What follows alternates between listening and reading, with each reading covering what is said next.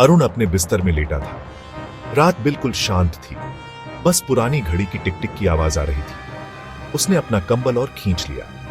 कमरा ठंडा लग रहा था। अरुण घर में अकेला था। उसके मम्मी पापा बाहर गए थे। काश वो वापस आ जाते। घर अजीब और सूना सूना लग रहा था। उसने अपनी आंखें बंद कर ली, सोने की कोशिश कर रहा था। घर की हर छोटी सी आवाज से वो चौंक जाता।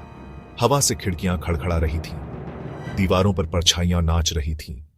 अरुण अंधेरे से डरता था, लेकिन वो इतना बड़ा हो गया था कि ये बात मान नहीं सकता था।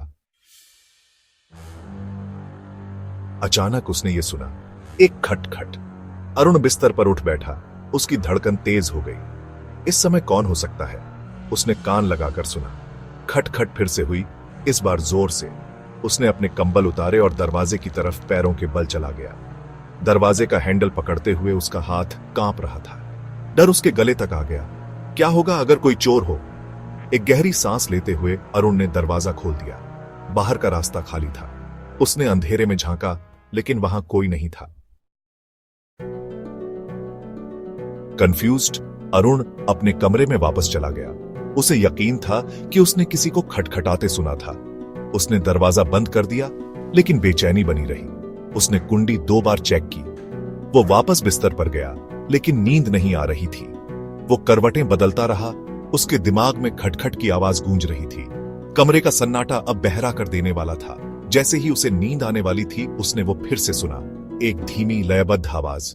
कोई सांस ले रहा था उसके कमरे में।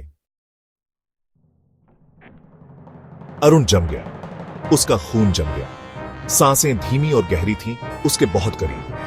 घबराहट उस पर हावी हो गई। उसकी हिम्मत नहीं हुई कि वो हिले।